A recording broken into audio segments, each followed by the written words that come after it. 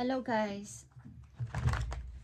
Ito ay random message para sa inyong pag-ibig. Okay guys, kung ano ang masasabi ko dito na kadiling ng bawat sign. Okay. Unahin natin ang Virgo at Taurus. Kung kayo ay Virgo o Taurus na magka-relasyon, ito ang inyong unang message guys. Kung kayo ay Virgo at Taurus na magka-relasyon. Kung kayo ay Virgo at Taurus na magka-relasyon, andito ang Two of Swords. Okay. Merong pag-overthink sa inyong relasyon, Virgo Taurus, kayo ay may pag-overthink o something na may pag-alinlangan. Bakit? Random message ito guys kung ano masasabi ko dito para sa inyong pag-ibig. Ito ngayong September 21. Okay. Virgo Taurus, Two of Swords. Okay. Page of Wands. Kaya kayo dito ay nag-overthink something sa inyong relasyon, maybe, o kayo sa inyong connection is, ang isa sa inyo o both of you ay may gusto pang gawin sa buhay. Okay, may gusto pang gawin sa buhay. Something dinidesire na inyong puso.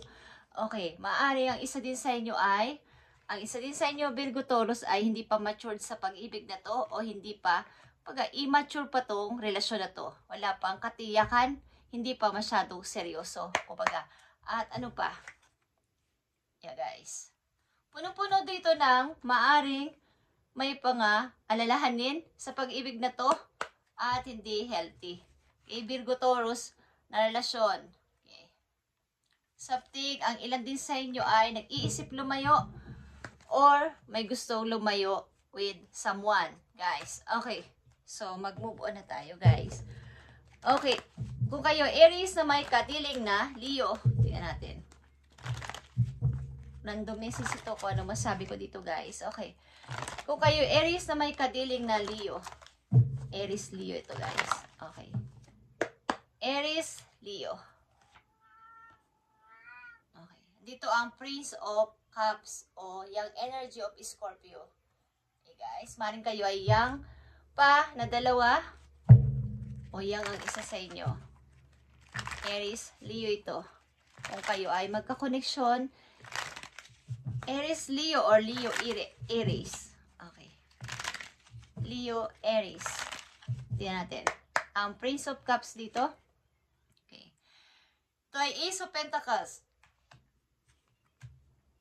Mukhang both of you, iyong kakoneksyon na to, Leo, Aries, ay kayo ay merong maganda namang pinanghahawakan sa buhay. Okay, kayo ay maayos pareho kayo may magandang trabaho, may magandang hinaharap sa buhay. Sa kasalukuyan, Leo, Aries. Okay, andito ang Wheel of Fortune, guys. Marami mga opportunity ang maaaring dumating sa inyo simula nung kayo ay naging magkaugnayan sa isa't isa o magkaroon ng koneksyon sa isa't isa. Maraming mga opportunity, maraming mga magandang pagkakataon ang nangyari. At andito ang Eight of Swords in reverse. Okay. Maaaring,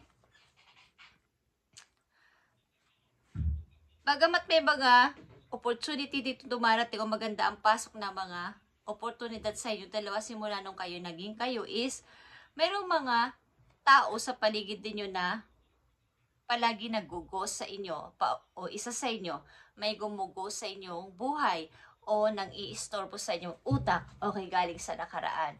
Okay, guys. So, ito ay Leo, Aries. So, tingnan pa natin, guys. Random message ito sa mga may kaugnayan sa isa't isa. Depende kung ano masasabi ko dito, guys. Okay. At Pisces at Cancer, kung kayo ay dealing sa isa't isa ni Pisces, Cancer. Pisces, Cancer. Tingnan natin ang inyong connection. Pisces, Cancer. Nandito ang Nine of Wands. Someone is waiting. Someone is nananahimik. Bagamat maraming problema, nananahimik ang isa dito. Kung kayo may kaugnayan, dalawa ni Pisces. Pisces, Cancer ito, okay? Na may kaugnayan. May kaugnayan sa isa't isa o magkarelasyon. Nine of Wands is here. Guys, okay. Four of Cups is here. Something pananahimik ng isang tao o isa sa inyo na nanahimik sapagkat kayo ay maraming mga doubt sa inyong relasyon. Something na ilan din sa inyo ay may hinihintay from the past. Okay. Nag-iisip-isip, something solito dito. At nandito ang dasan, maaaring gusto nyo maging malaya. Okay. Sa relasyon na to, maaaring gusto nyo maging malaya. Yeah. Maaaring kayo ay kasal na dalawa, Pisces, Cancer. At ang relasyon na to ay hindi healthy. Maaaring nagkahiwalay kayo, but andito yung paghihintay, andito yung pag-i-enjoy din sa pagiging mag-isa sa ngayon, but andito yung paghihintay, guys.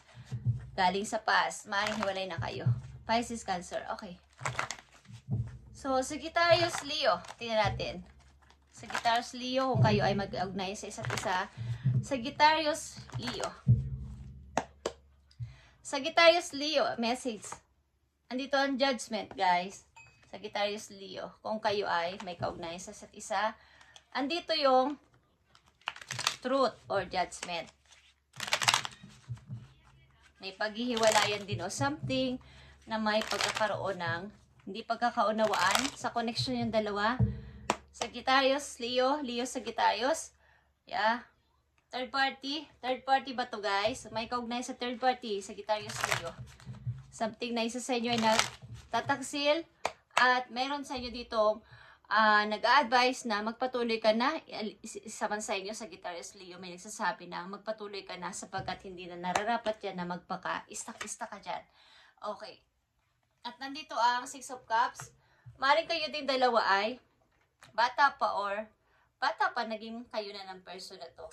At childhood sweetheart po to, okay? Okay, guys. Queen of Cups is here. Maring ito ay malayo kayo sa isa't isa. Mari talaga naghiwalay na kayo ng person na to. But andito yung memories. Memories of love na naaalala pa din. Okay, Leo, Sagittarius. Tignan natin. Aries, na may kaugnayan sa Aries. Aries at Aries. Okay. Aries. Na may kaugnayan kung kayong dalawa ni Aries. Pareho kayong Aries ng iyong kasintahan o asawa ay magkaugnayan. Okay. Nandito yung contemplation. Maaaring hiwalay na din kayo. Or malayo kayo sa isa't isa at pilit mo siyang inaalala. Hindi siya mawala sa isip mo. Nagkalayo kayo ng person na to Aries to Aries. Okay, at may pag-juggling. Okay, something ito ay maaring hindi pa tapos. Unrequited love. Naghiwalay pero andito yung paghihintay. Andito yung pamimili. Okay, something. Aries at Aries din. Ace of Swords. Merong kaliwanagan at merong pagtitiis. Merong naging nakasurvive sa relasyon na to. Something na kahit na nagkahiwalay kayo o temporary hiwalay lang ba to is andito yung paglaban sa sitwasyon at kalinawanagan na sa ngayon. Okay. Aries, kung may kaugnayan kayo sa kapwa nyo, Aries. Andito ang inyong energy, King of Wands. Someone at nandito ang Leo. Okay? Lion or image ng lion. At ito, something Leo, Aries ito. Okay. Something na ito ay merong kayong pinamimilian maybe. Someone is looking sa inyo sa malayo. But hindi nakakalapit sa inyo. At hanggang tingin lang, hanggang pagtingin na lang o pag-alala sa mga pictures, pagtingin sa mga pictures, okay, kung kaya dealing sa kapwa nyo Aries, pareho kayong Aries na yung nung kayong connection is, ganito ang maaari nangyari sa inyong relasyon. At may pagkakaroon man ng pagka-survive dito at paglaban sa nangyari is, meron pa rin paghihintay at pagtingin-tingin sa malayo o sa mga pictures, literal. Okay. So, tingnan natin.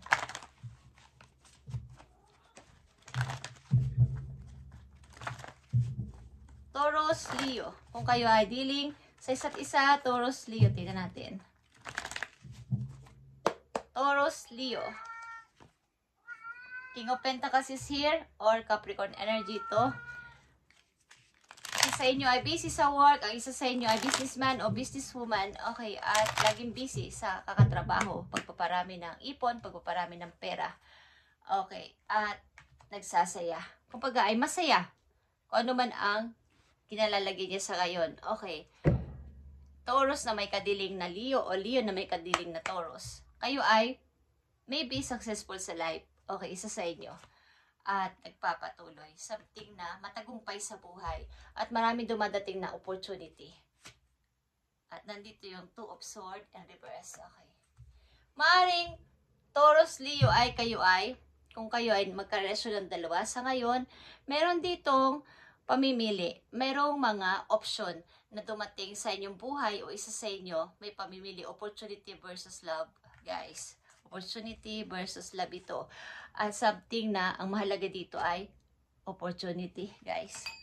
Okay. Tingnan natin ang dapat ninyong malaman at dapat ninyong tandaan sa mga nabanggit kong sign. Okay. Mga dapat ninyong malaman at dapat ninyong malaman sa mga nabanggit kong sign dito na kasasabi ko pa lang, dapat ninyong malaman, guys. Ang ilan sa inyo ay maaaring patungo sa pagpo-forward sa buhay, patungo sa positibong pamamaraan sa pag-move-on kahit na mahirap, pag-move-on para sa opportunity, para kumita ng pera, para mangibang bansa, para maiba naman, okay, ang inyong kapaligiran. Okay, gusto nyo subukan sa ibang lugar. Ilan sa inyo hiwalay na at ito ng inyo naging pagpapasya, magkaroon ng ibang mga kakilala na, ibang lugar naman, at ibang opportunity. Okay lang sa inyo.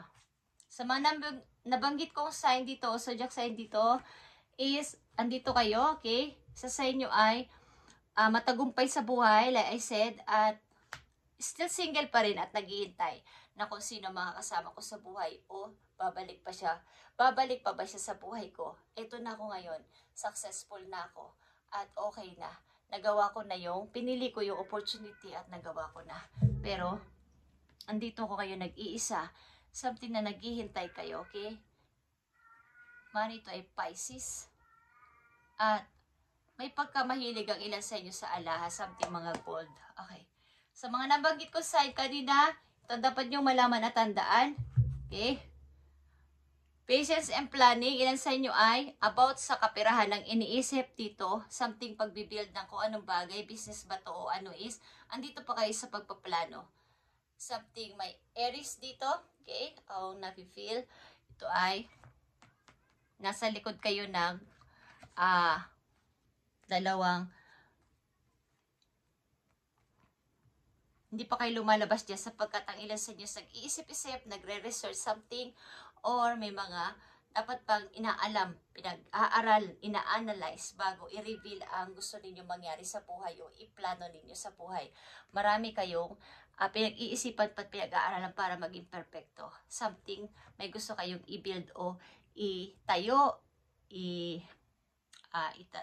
kumbaga, kung ito ay business, okay, pinag-aaralan nyo. But sa ngayon, ups and down ng inyong mood dito sa pag-iisip-isip. At paghihintay din sa taong mahal ninyo o minahal ninyo, something na isang person na makakasama nyo sa buhay. Sapagkat andito na ako, nagkaroon na ako ng maayos na pamumuhay at ang kulang na lang ay yung makakasama ko sa buhay ko, buong buhay ko. At maaaring sinunod din nyo inyong gusto na magkaroon ng maayos na buhay kesa sa pag-ibig. Okay guys. So, tingnan pa natin ang mga message ito po yun. Sa mga nabanggit kong sign. Tingnan natin. Isang mahalagang message para sa inyo. Isang mahalagang message para sa inyo.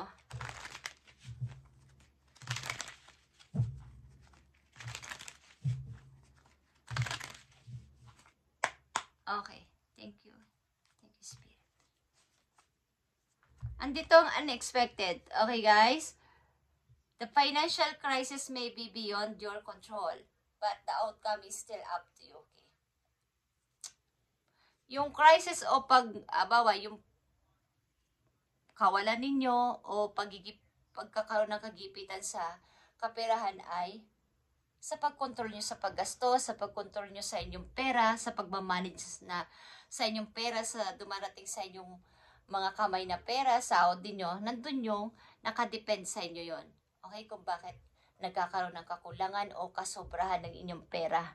At yung outcome, nakadepend yun o parang ikaw ang bahala. Sapagkat ang ilan nga sa inyo dito ay, di ko alam kung kayo ay pag may dumating na pera, agad-agad na gumagastos na bahala na. Kapag bahala na, sa araw na lang na yun ako mag-iisip. Okay, get ready for unexpected financial setbacks, guys.